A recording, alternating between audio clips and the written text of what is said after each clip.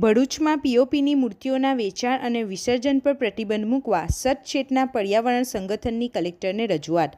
આગામી સમયમાં આવી રહેલા ગણેશોત્સવ તથા દશામા સહિતના પવિત્ર તહેવારોને ધ્યાને રાખીને ભરૂચના સતચેતના પર્યાવરણ સંગઠન દ્વારા જિલ્લા કલેક્ટરને એક લેખિત વિનંતીપત્ર પાઠવીને મહત્વની રજૂઆત કરવામાં આવી છે।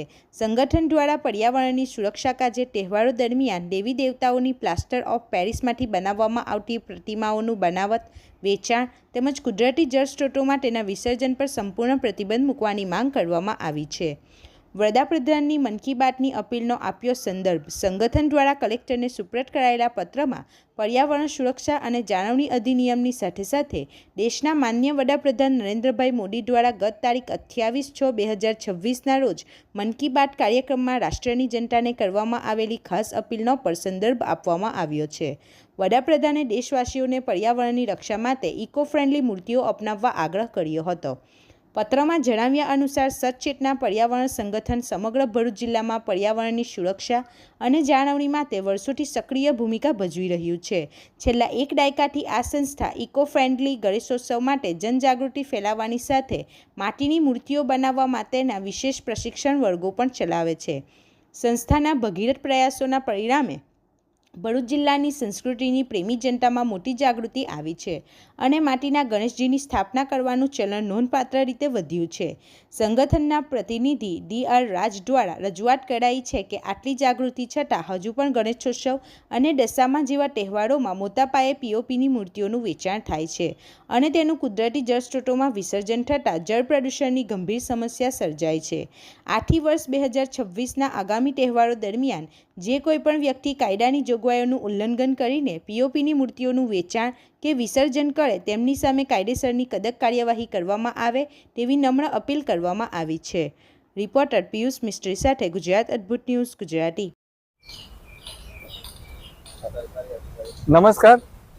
સચેતના પર્યાવરણ સંગઠન છેલ્લા 10 વર્ષથી ઇકો ફ્રેન્ડલી ગણેશ ઉત્સવ પર ભરૂચ જિલ્લામાં કામ કરે છે। આપણે માટીની મૂર્તિની સ્થાપના કરી એના પર સતત કાર્યરત છે અને તાજેતરમાં તો માનનીય વડાપ્રધાન શ્રી નરેન્દ્ર મોદી સાહેબે પણ રાષ્ટ્રની જનતાને અપીલ કરી છે કે માટીની મૂર્તિની સ્થાપના કરીએ। હવે માટીની મૂર્તિની સ્થાપના કેમ કરવાની? પીઓપીની મૂર્તિની સ્થાપના કરવાથી પર્યાવરણ પ્રદૂષિત થાય તો છે જ, પરંતુ એ સાથે સાથે બીજું પણ એ થાય છે કે આ મૂર્તિ સંપૂર્ણપણે વિસર્જિત થતી નથી અને થોડા દિવસમાં નદી કિનારે એ ખંડિત અવસ્થામાં જોવા મળે છે।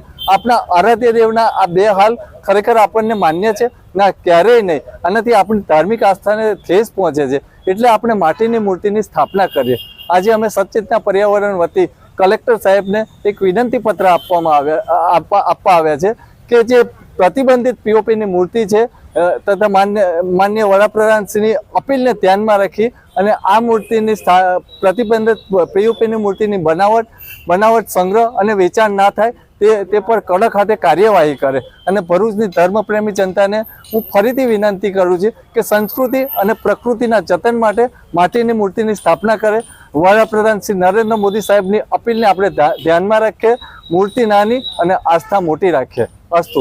ભરૂચ શહેરમાં લોક જાગૃતિ તો આવી જ છે માટીની મૂર્તિને લઈને, તો માટીની મૂર્તિને વિસર્જિત માટેની પરમિશન નથી। ભરૂચ શહેરમાં માટીની મૂર્તિ અંગે લોક જાગૃતિ આવી જ છે।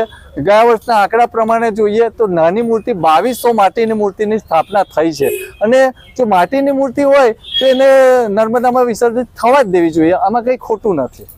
આપણી આસપાસ બનતી ઘટનાના સમાચાર જોવા માટે ગુજરાત અદ્ભુત ન્યૂઝ ગુજરાતીને લાઈક કરો, શેર કરો।